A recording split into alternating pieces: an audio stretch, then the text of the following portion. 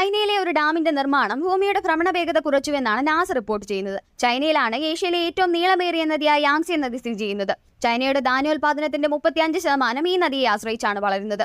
ഈ നദിയുടെ വലിപ്പം മൂലം ചൈനീസ് രാഷ്ട്രീയ നേതാവായ സൺയാറ്റ്സൻ 1919 ഈ നദിയിൽ ഒരു ഡാം നിർമ്മിക്കണമെന്ന് നിർദ്ദേശിച്ചു. ഡാമിന്റെ നിർമ്മാണ സമയത്ത് 13 വലിയ പട്ടണങ്ങൾ, 140 ചെറിയ നഗരങ്ങൾ, 326 ഗ്രാമങ്ങൾ പൂർണ്ണമായോ ഭാഗികമായോ വെള്ളത്തിനടിയിലായി. 1 ദശലക്ഷത്തിലധികം ആളുകൾക്ക് താമസം മാറ്റേണ്ടി വന്നു. 2003 പണിതു കഴിഞ്ഞ ഇത് ലോകത്തിലെ ഏറ്റവും വലിയ 3 ഗോർജസ് ഡാം എന്നാണ് അറിയപ്പെടുന്നത്.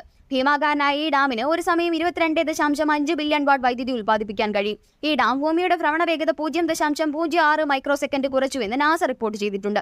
ഇത് പ്രകാരം ഡാമിൽ സംഭരിച്ചിരിക്കുന്ന വെള്ളത്തിന്റെ ഉയരം സമുദ്രനിരപ്പിൽ നിന്ന് 175 മീറ്ററാണ്. ഇതിന്റെ ഭാരം 39 ട്രില്യൺ കിലോഗ്രാമിലധികവുമാണ്. ഈ അപാരമായ ഭാരം മൊമെന്റ് ഓഫ് ഇനേർഷ്യ അല്ലെങ്കിൽ ജഡത്വബലം മൂലം ഭൂമിയുടെ ഭ്രമണത്തെ ബാധിക്കുന്നു. മാത്രമല്ല ഭൂമിയുടെ ഉത്തര ദക്ഷിണ ധ്രുവങ്ങളുടെ സ്ഥാനത്തിനും ഡാം നിർമ്മാണം മൂലം ചെറിയ മാറ്റങ്ങൾ വന്നിട്ടുണ്ടെന്നും റിപ്പോർട്ടുകൾ സൂചിപ്പിക്കുന്നു.